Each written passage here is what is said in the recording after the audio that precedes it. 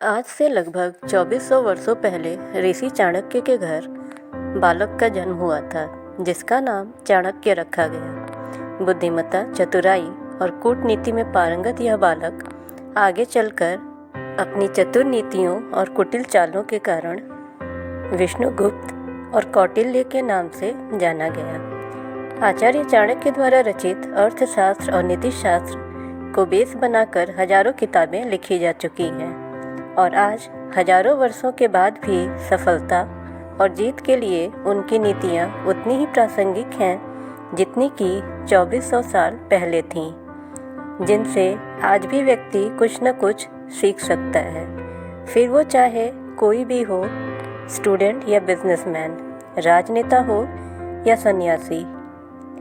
आज भी बड़े से बड़े मैनेजमेंट स्कूल में पढ़ाए जा रहे उनकी वर्षों पहले बनाई गई नीतियों से मिलती जुलती हैं या उन्हीं नियमों से प्रेरित लगते हैं। उनकी नीतियों में एक सफल जीवन जीने का रहस्य छुपा है। उन्होंने एक साधारण बालक को चंद्रगुप्त मौर्य बना दिया था और उन्हीं नीतियों से टुकड़ों में बटी राज्यों को एक अखंड भारत की नींव रखी थी। आज हम आचार्य चाणक्य के कुछ महत्वपूर्ण नीतियों के बारे में जानेंगे इस वीडियो में, जो आपको एक सफल जीवन जीने में मदद करेगी। आचार्य चाणक्य कहते हैं, जीवन के इस लंबे सफ़र में यह सोचकर चले कि कभी भी आप पर बुरा समय आ सकता है, इसलिए ऐसे समय के लिए थोड़ा बहुत धन अवश्य बचाकर रखना चाहिए। जब भी कभी इंसान पर बुरा समय आता है तो उसके अपने भी पराये हो जाते हैं। यदि धन उसके पास हो तो वह उस समय का मुकाबला कर सकता है। उल्लू दिन में देख नहीं सकता, इसमें भला सूर्य का क्या दोष है। कदीम के पेड़ पर पत्ते नहीं आते, ना ही फल खिलते हैं, इसमें बसंत ऋतु का क्या दोष है। चातक पक्षी के मुंह में वर्षा की एक बूंद नहीं गिरती, इसमें भला बादल का क्या दोष है। यूँ समझ लो कि यह सब कुछ विधाता की ही देन है। ईश्वर महान है, सर्वशक्तिमान है। इस संसार की सारी बागडोर ईश्वर के हाथ में है। ईश्वर ही राजा को दास और दास को राजा बना देता है। ईश्वर ही अमीर को गरीब और गरीब को अमीर बना देता है। ईश्वर पर भरोसा रखो, वही आपका ख्याल रखता है। हर पहाड़ के अंदर हीरे नहीं होते, हर हाथी के मस्तक पर मुक्ता नहीं होती, सब स्थानों पर अच्छे आदमी नहीं मिलते, हर स्थान पर चंदन नहीं होता, चमकने वाला हर चीज़ सोना नहीं होता। यह सारी दुनिया विवादों से घिरी हुई है, इसलिए जीवन में कोई भी निर्णय लेने से पहले अवश्य सोचना चाहिए। जैसे हाथी बूढ़ा होने पर भी चंचल रहता है, गन्ना कोल्हू में पीड़े जाने पर भी अपनी मिठास नहीं छोड़ता और सोना आग में तपने के बाद भी अपनी चमक नहीं छोड़ता। इसी तरह चरित्र वाले लोग कहीं भी चले जाएं, वह अपने गुणों को नहीं छोड़ते। कुछ पागल आदमियों ने पत्थर के टुकड़े को रत्न मान लिया है। असली रत्न तो केवल अनाज, पानी और ज्ञान ही होते हैं। इन तीनों से बड़ा रत्न और कोई नहीं हो सकता। पाप और पुण्य में क्या अंतर होता है? मेरे शत्रु कौन है और मित्र कौन है? मुझे किस कार्य में लाभ हो सकता है तथा किस में हानि? यह सोचकर मनुष्य को जीवन का हर कदम उठाना चाहिए। कठिन काम पड़ने पर सेवक की, संकट के समय भाई बंधु की, आपत्ति के समय मित्र की तथा धन के नाश हो जाने पर स्त्री का परीक्षा होता है। यदि धन का नाश हो जाए, मन की शांति भंग हो जाए, तो इन सब बातों को बुद्धिमान लोग दूसरों को नहीं बताते। जो व्यक्ति दूसरों को बताने की भूल करते हैं, लोग उनका मजाक ही बनाते हैं। आचार्य चाणक्य कहते हैं, अपने हाथों से किया हुआ काम सबसे श्रेष्ठ होता है। इसलिए मनुष्य को अपना हर कार्य अपने हाथों से स्वयं करना चाहिए। अंधाधुंध खर्च करने वाला तथा जो अपनी आमदनी से अधिक खर्च करते हैं और दूसरों से झगड़ा करते हैं, ऐसे लोग कभी सुखी नहीं रह सकते। आचार्य चाणक्य कहते हैं, जैसे धरती खोदने से उसमें से पानी निकलता है, वैसे ही गुरु की सेवा से विद्या प्राप्त होती है। यह बात सदा याद रखें कि गुरु के बिना इंसान कभी अच्छी शिक्षा प्राप्त नहीं कर सकता। जो नारी अपने पति का कहना नहीं मानती और वह व्रत रखती हैं, ऐसी नारियां अपने पति की आयु कम करती हैं। ऐसी नारियों को यह सोचना चाहिए कि पति की आज्ञा के बिना चलना उनके लिए कभी भी लाभदायक नहीं होता। उनके लिए स्वर्ग की प्राप्ति केवल पति की सेवा से ही संभव है। जीवन का अर्थ यही है कि इसे सदा अच्छे काम में लगाए रखें। अच्छे भले ज्ञान के कर्मों से पुरुष महान बनता है। यह मत भूलो कि यह जीवन अस्थायी है, इसलिए जीवन के हर पल का उपयोग किसी अच्छे कार्य के लिए करना चाहिए। जब तक जीवन है तब तक हर चीज़ में आनंद है, किंतु जैसे ही मृत्यु आकर जीवन का अंत कर देती है, इसके साथ ही हर चीज़ का अंत हो जाता है। आचार्य चाणक्य आगे कहते हैं, मनुष्य की 4 चीज़ों की भूख कभी नहीं मिटती: धन, जीवन, वासना और भोजन। इस सब के लिए मनुष्य हमेशा भूखा रहता है, भले ही उसे यह चीज़ें कितनी भी मिल जाएं, लेकिन उसकी लालसा समाप्त नहीं होती। आचार्य चाणक्य कहते हैं, दूसरों का भला चाहने वाले ही तो आत्मिक शांति प्राप्त करते हैं।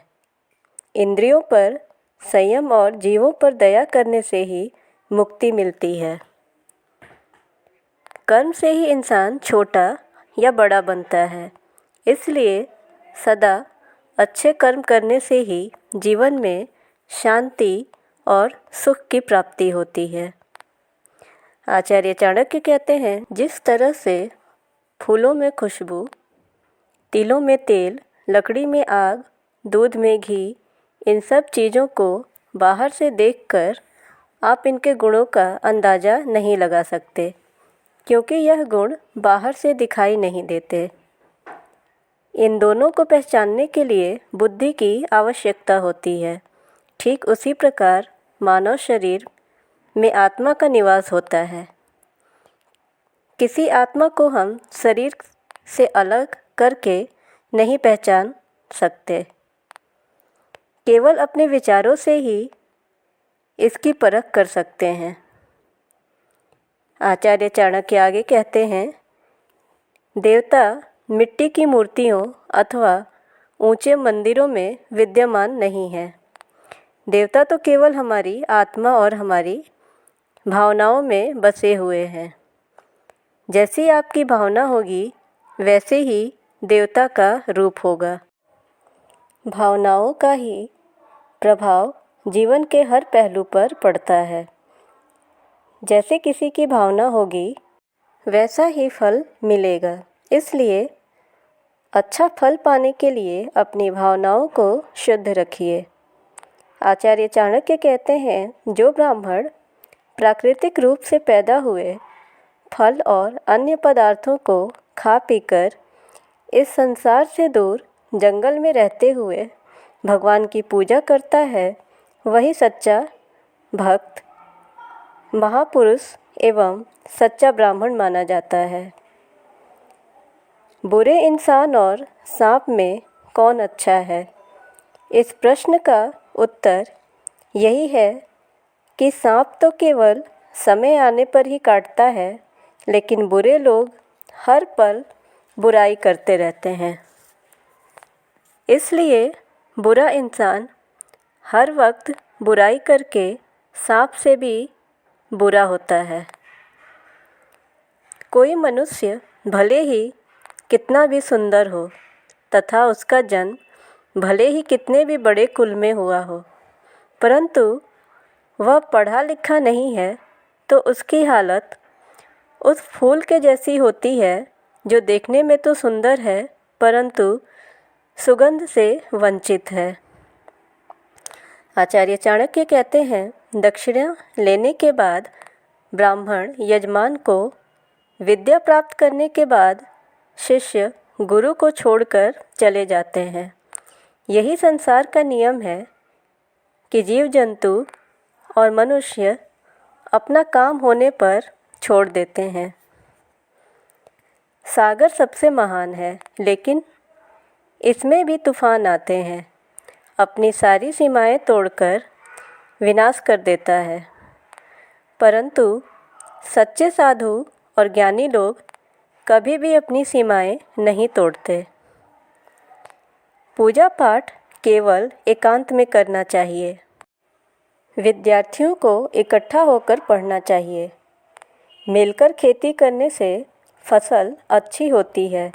इसी तरह यदि बहुत सारे लोग मिलकर शत्रु से युद्ध करें तो उन्हें विजय प्राप्त होती है। आचार्य चाणक्य कहते हैं, सूर्य के प्रकाश के सामने दीपक का कोई मोल नहीं है। इसी तरह अमीर आदमी को दान देने का कोई लाभ नहीं है। दान हमेशा उसी को दें जो गरीब है। अपने भाइयों सगे संबंधियों के बीच छोटा बनकर रहने से कहीं अच्छा है कि आदमी जंगल में जाकर रहने लगे, जहाँ पर बड़े बड़े हाथी और बाघ रहते हैं। खाने के लिए पत्ते और पीने के लिए तालाब का गंदा पानी मिले।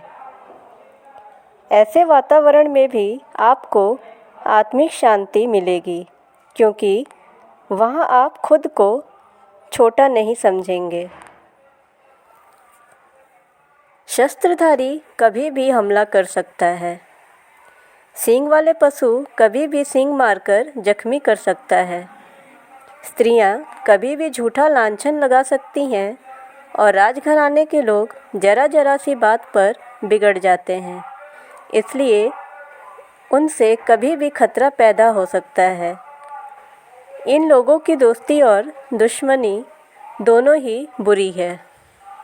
अमृत से सबको जीवन मिलता है, परंतु भगवान शिव विष पीकर और भी पूजनीय होते हैं। इसलिए हर काम केवल पात्र पर ही निर्भर होता है। महापापी कौन है? जो दूर से आए सीधे साधे और भले प्राणी को विश्राम की जगह न दे, जो घर आए मेहमान को खाना न खिलाए, जो दूसरों का माल हजम कर जाए, ऐसे लोग ही महापापी होते हैं।